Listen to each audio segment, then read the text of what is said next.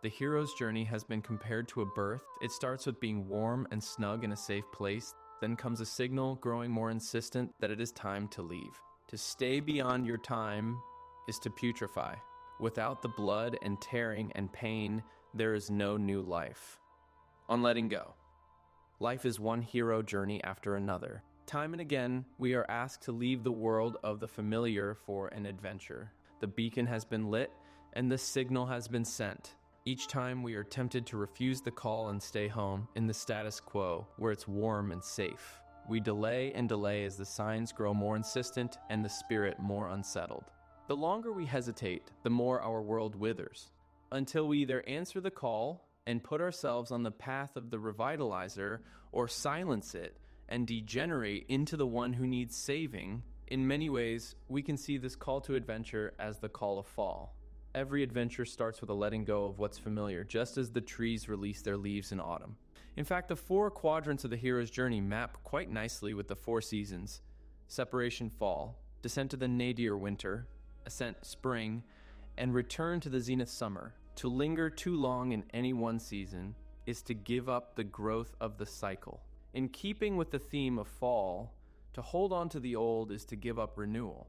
Imagine a tree that refused to give up its dying brown leaves and thereby gives up the fresh green ones it was intended to receive in the spring. That is us when we refuse to let go of things. We set ourselves up opposed to nature and the eternal Tao. This is why much of life is a learning to gracefully let go and make space for what's coming. Remember this. We'll return to it later. But first, a story. At 27, Ralph Waldo Emerson lost his 20-year-old wife Ellen to tuberculosis, and it crushed him. For more than a year following her death, Emerson made daily visits to her grave and communed with her spirit. With each day that passed, Emerson's world slowly collapsed around him.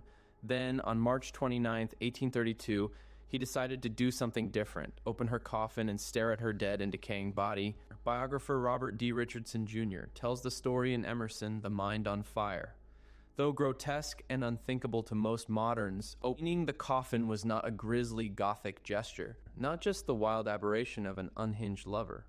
The act was essential for Emerson. Usually a man of many words, his journal entry that particular day in March was short: "I visited Ellen's tomb and opened the coffin." When Emerson visited the grave that day, his life was in ruins. His personal life was desolate and lonely, and his professional life was progressing poorly. His brother Charles wrote to their Aunt Mary, "Waldo is sick. I never saw him so disheartened. Things seem flying to pieces." After a year of looking back, Emerson was slowly turning into a pillar of salt. Some part of him was not able to believe she was dead. He was still writing to her in his journals as though she was alive. He needed a direct, personal, unmediated experience. The months that followed, Emerson resigned from his ministerial position at Boston's Second Church, moved his mother, sold his furniture, and made sail for Europe on Christmas Day, 1832. By the fall of 1833, Emerson began regularly delivering the lectures for which he would become famous. 2 years after that, he married again. For all of its unorthodoxy, Emerson's look into Ellen's tomb helped him to stare at the reality that she really was gone. And if he didn't let her go, her tragedy would take another life. His own. Opening the coffin made way for proper grief, allowing for the type of tears that slowly dissolve the adamantine chains of the past. Learning to gracefully let go. I don't tell this story as an endorsement or condemnation of Emerson. This essay is not a commentary on what's proper or improper when it comes to the hard business of grief. I am using it to bring awareness to the hard and sometimes harsh truth that life is an endless cycle of loss of things hard to let go of. As Jack Kornfield says, in the end, what matters is how gracefully you let go of things not meant or no longer meant for you.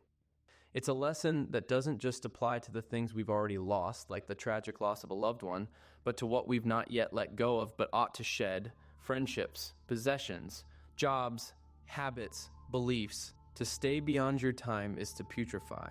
Without the blood and tearing and pain, there is no new life.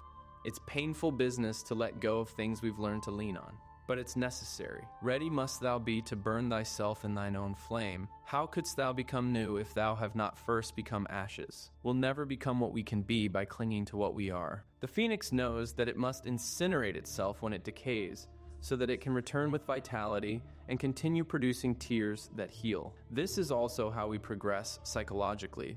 We must constantly sacrifice pieces of ourselves if we hope to ascend. We must let go of things that, and often people who, weigh us down despite the fact we once held them dear. We must remain at all times ready to torch worn-out habits and be willing to abandon the outdated beliefs we built our life around, despite how painful it will be in the moment. We must be willing to get rid of the life we've planned so as to have the life that is waiting for us. The old skin has to be shed before the new one can come. If we fix on the old, we get stuck. When we hang on to any form, we are in danger of putrefaction. Hell is life drying up. The hoarder, the one in us that wants to keep, to hold on, must be killed. If we are hanging on to the form now, we're not going to have the form next. You can't make an omelet without breaking eggs. Destruction before creation. Often when we're stuck, it's because we're holding on to what's too good to let go, but too bad to hang on to. Caught in the general inertia of the status quo, we eat a steady dose of dissatisfaction because we perceive change to be more painful. But what we don't realize is that when we add up the cost over time, the dissatisfactory situation takes a much higher toll than if we were to accelerate the process and rip the Band-Aid off. The cost of anything is the amount of life we exchange for it. If we're honest about why we hold on to things we know in our heart of hearts we ought to release, is because we think we can cheat the cost of renewal, that we can be reborn without burning in ash. But the harsh truth is that transformation is expensive. It costs us our old life, our security and sense of direction, our relationships and friends. Sometimes it torches an entire area of our life, other times it takes the entire foundation, but we will never become who the world needs us to be if we're clinging to who we are.